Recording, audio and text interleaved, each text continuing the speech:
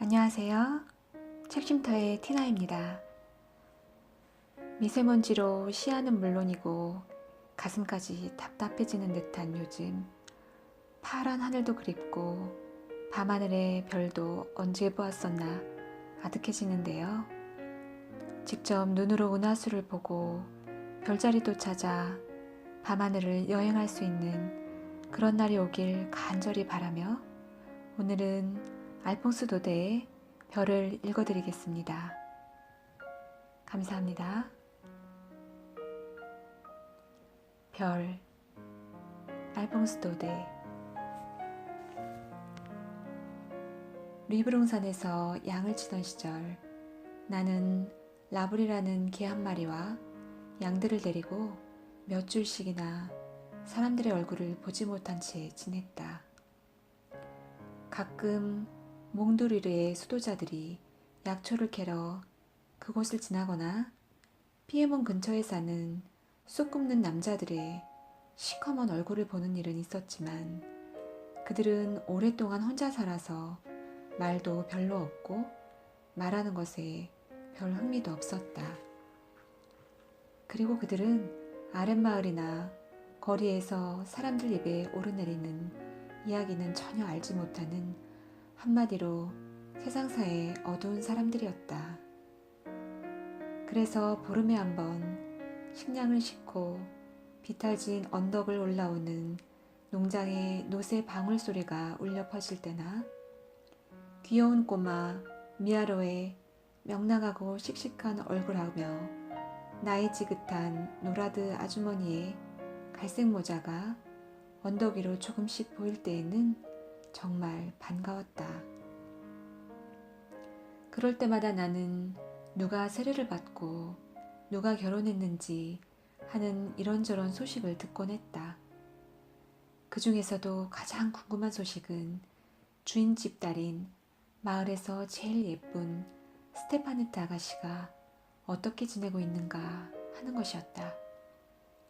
겉으로는 그다지 관심 없는 척하면서도 아가씨가 요즘에도 저녁 초대를 받아 자주 파티에 가는지, 여전히 아가씨에게 잘 보이려는 젊은이들이 찾아오는지를 슬쩍 물어보았다. 가난한 양치기가 그런 것은 알아서 무엇하느냐고 묻는다면 나는 대답할 것이다. 그때 나는 20살이었고 스테파네트 아가씨는 그때까지 내가 본 여자들 중에서 가장 아름다웠노라고. 그러던 어느 일요일, 기다리고 있던 2주일치의 식량이 아주 늦게 도착한 일이 있었다.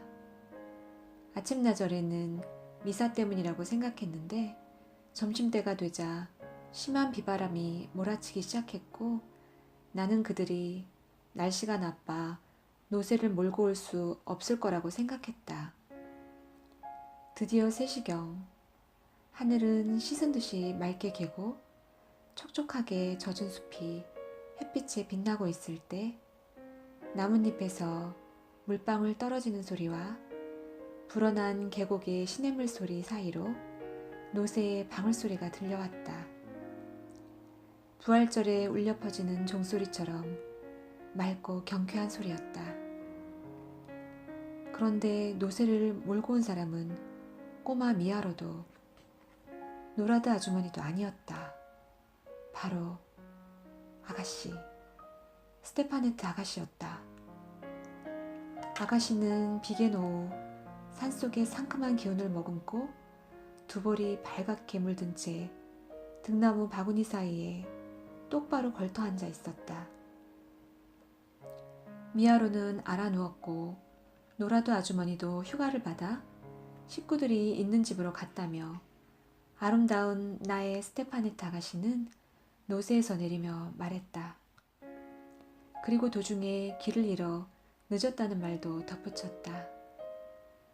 그러나 꽃 모양으로 된 리본과 레이스 달린 예쁜 치마를 보니 덤불 속에서 길을 잃어 헤맸다기보다는 숲속에서 춤이라도 추고 온 것처럼 보였다. 오, 사랑스러운 아가씨. 그녀는 아무리 봐도 실증이 나지 않았다. 정말 이렇게 가까이에서 아가씨를 보는 것은 처음이었다. 겨울날 양떼를 몰고 마을로 내려가 주인집에 저녁 식사를 하러 들어가면 아가씨는 늘 예쁘게 차려입고 약간은 새침한 얼굴로 식당을 가로질러 가는 것을 볼 수가 있었다. 아가씨는 한 번도 하인들에게 말을 건넨 적이 없었다. 그런 아가씨가 바로 지금 내 앞에 있는 것이다. 오직 나만을 위해서. 내 어찌 넋을 놓지 않을 수 있을까? 스테파네트 아가씨는 바구니에서 식량을 꺼내며 신기한 듯이 주위를 둘러보기 시작했다. 그리고 하늘거리는 치맛자락을 살짝 치켜들고 울타리 안으로 들어왔다. 아가씨는 내 방을 보고 싶어 했다. 내 잠자리며 집 위에 양 모피를 깔아놓은 마루, 벽에 걸려있는 커다란 비옷, 지팡이, 총 등을 보며 무척 즐거워했다. 이 모든 것들이 아가씨에겐 신기하게 보이는 모양이었다. 어머, 여기서 혼자 산단 말이야? 항상 혼자일 텐데 얼마나 심심할까? 주로 무얼 하며 지내? 무슨 생각을 해? 나는 당신 생각을 하고 있습니다, 아가씨. 라고 대답하고 싶었다. 사실 그렇게 말한다고 해도 거짓은 아니다. 그러나 너무 긴장한 나머지 한마디도 할 수가 없었다. 아가씨는 그것을 눈치챘는지 짓궂은 농담에 당황해하는 내 모습을 재미있어 했다. 여자친구는 가끔 오니? 아마도 황금빛 염소나 산봉우리에서 뛰노는 예쁜 에스테르 요정을 닮았을 것 같아. 그런 말을 하는 아가씨야말로 목을 뒤로 젖히며 사랑스럽게 웃는 모습이며 갑자기 나타나 호련히 사라져버리는 것이 영락없는 에스테르 요정이었다. 그럼 안녕? 안녕히 가세요, 아가씨. 이렇게 아가씨는 빈 바구니를 들고 떠났다. 경사진 오솔길 끝으로 아가씨의 모습이 사라지자 노새의 발굽에 차여 굴러가는 작은 돌멩이 하나가 마치 내 가슴 위로 떨어지는 것만 같았다. 나는 그 소리를 하염없이 듣고 있었다. 그렇게 날이 저물 때까지 그 꿈결 같은 순간이 흩어질까 두려워 꼼짝도 하지 않고 앉아 있었다. 저녁나절이 되어 계곡 아래로 푸른 빛이 뜨기 시작하고 양떼들이 서로 몸을 비비며 우리로 들어올 무렵 누군가 비탈길에서 나를 부르는 소리가 들렸다. 바로 스테파네트 아가씨였다. 아가씨는 얼마 전에 명령하던 모습은 간데없고 추위와 두려움에 몸을 바들바들 떨고 있었다. 아마 조금 전에 내린 소나기로 범람한 소르그강을 물 위에서 건너려다가 물에 빠질 뻔한 모양이었다.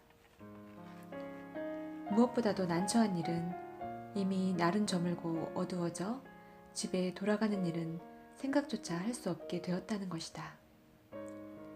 지름길이 있긴 했지만 아가씨 혼자서 지름길을 찾아가는 건 무리였고 그렇다고 양들을 두고 내가 나설 수도 없는 노릇이었다. 산에서 밤을 보내야 한다는 사실에 아가씨는 무척 놀라고 난감해했다. 무엇보다도 걱정할 식구들 생각에 아가씨는 더욱 안절부절 못했다.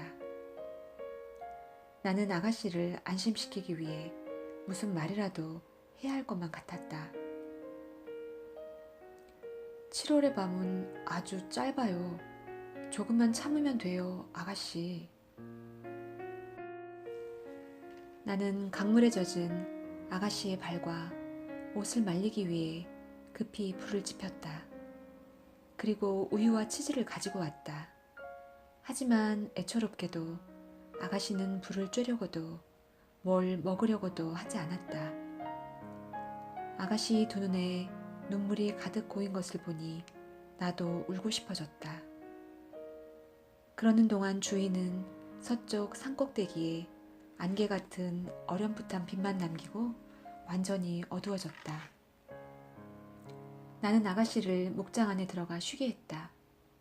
새로 깐 집 위에 만든 지 얼마 안 된 깨끗한 모피를 깔고 안녕히 주무세요 하고 인사를 했다. 그리고 밖으로 나와 문 앞에 앉았다. 나의 열정은 피가 끓듯이 뜨거웠지만 하늘에 맹세코 추워도 나쁜 마음은 품지 않았다. 단지 신기한 눈초리로 아가씨를 쳐다보고 있는 양떼들 바로 옆에서 세상의 어느 양보다도 소중하고 순결한 아가씨가 내 보호를 받으며 편히 쉬고 있다고 생각하니 마음이 뿌듯할 뿐이었다. 밤하늘이 이렇게 깊고 별들이 이토록 아름답게 빛나 보이기는 처음이었다. 그때 갑자기 작은 울타리의 문이 열리더니 아름다운 스테파네트 아가씨가 밖으로 나왔다. 아마도 잠이 오지 않는 모양이었다. 양들이 움직일 때마다 들리는 집단 부스럭대는 소리하며 이따금 매하고 울기까지 했으니 말이다. 그래서 아가씨는 모닥불 곁으로 오는 편이 낫다고 생각한 것이다.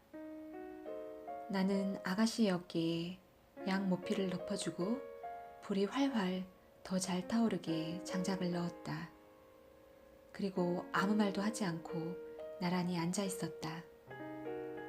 만약 당신이 산속에서 밤을 지새워 본 적이 있다면 모두들 잠들어 있을 때 어떤 신비로운 세계가 고요함 속에서 가만히 눈 뜨는 것을 느낄 수 있을 것이다.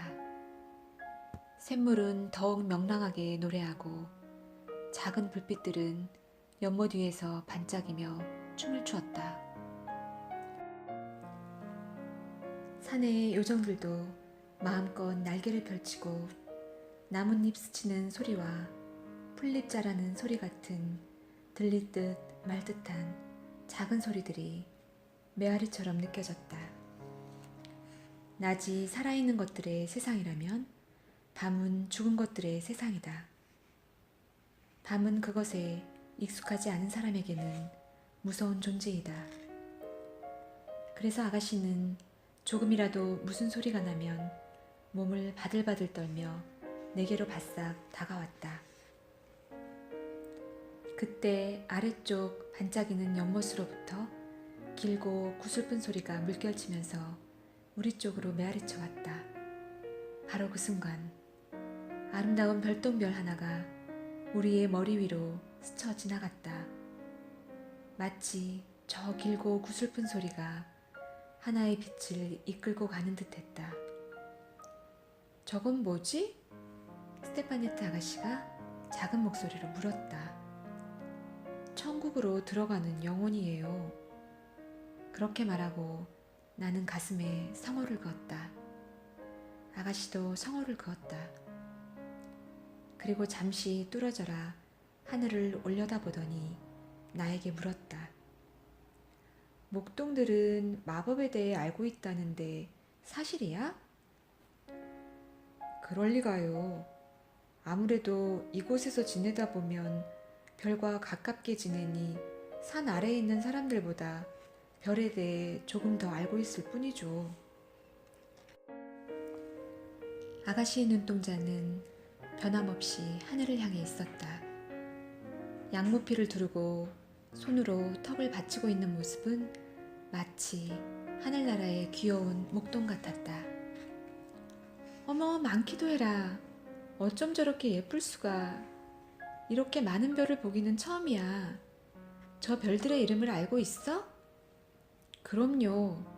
저기 우리 바로 위에 있는 저 별은 성 야곱의 길 은하수예요. 저 별은 프랑스에서 곧장 스페인까지 뻗어 있어요. 그 옛날 용감한 샤르마뉴 황제가 사라센을 쳤을 때 갈리스의 성 야곱이 저것을 만들어서 왕에게 길을 알려줬죠. 저 멀리 있는 저것은 영혼의 차 큰 곰자리로 4개의 축이 빛나고 있어요. 앞에 있는 3개의 별은 3마리의 야수이고 그 맞은편에 있는 작은 별이 마부예요. 그리고 그 주위에 비 오듯이 마구 흩어져 있는 별들이 보이죠? 저 별들은 하느님께서 곁에 두고 싶어 하지 않는 영혼들이에요. 그 조금 아래에 있는 별은 갈퀴라고도 하고 세명의 왕 오리온이라고도 하는데 우리들에게는 시계나 다름없죠. 저 별을 보면 자정이 지났다는 것을 알 수 있어요. 저기서 남쪽 방향으로 조금 밑으로 내려가면 장드밀랑이 빛나고 있어요. 별 속에서 타오르는 횃불이죠. 이 별에 관해서는 양치기들 사이에 이런 이야기가 있어요. 어느 날 밤 장드밀랑이 3명의 왕하고 병아리 바구니 북두칠성과 함께 친구 별의 결혼식에 초대를 받아 갔대요. 병아리 바구니는 서둘러 먼저 나가 제일 높이 올라갔대요. 보세요. 저 높은 곳 하늘 꼭대기 말이에요. 3명의 왕은 낮은 곳을 가로질러 병아리 바구니를 뒤쫓아갔어요. 그런데 게으름뱅이 장드밀랑은 그만 낮잠을 자다가 아주 늦어버렸어요. 화가 난 장드밀랑은 앞서가는 2별의 걸음을 막으려고 갖고 있었던 지팡이를 던졌대요. 그래서 3명의 왕은 일명 장드밀랑의 지팡이라고도 불리지요. 하지만 저 많은 별들 중에서 제일 아름다운 별은 뭐니 해도 우리들의 별, 목동의 별이에요. 새벽녘에 양떼들을 몰고 나올 때, 그리고 저녁나절 양떼들을 몰고 들어올 때도 저 별은 우리들 위해서 반짝반짝 빛나고 있죠. 우리들은 저 별을 마그로느라고도 불러요. 아름다운 마그로느는 피에르 드 프로방스의 뒤를 쫓아가 7년마다 한 번씩 피에르와 결혼을 하죠. 별들도 결혼을 해? 그럼요. 하고 별들의 결혼에 대해 이야기하려 했을 때 어깨 위에 무언가 부드러운 것이 가볍게 누르는 듯한 느낌이 들었다. 그것은 잠이 들어 무거워진 아가씨의 머리였다. 아가씨는 리본과 레이스, 꼬불꼬불한 머리를 사랑스럽게 내 어깨에 기대어 별들이 아침 햇살을 받아 사라질 때까지 잠들어 있었다. 나는 가슴이 좀 두근거렸지만 아름다운 생각만을 보내준 이 맑은 밤의 성스러움 속에서 잠든 아가씨의 모습을 가만히 지켜보았다. 우리를 둘러싸고 있는 별들은 양떼와 같이 얌전하고 조용한 걸음을 재촉했다. 나는 생각했다. 이 별들 중에서 가장 예쁘고 아름답게 빛나는 별 하나가 길을 잃고 내 어깨에 기대어 잠들어 있다고.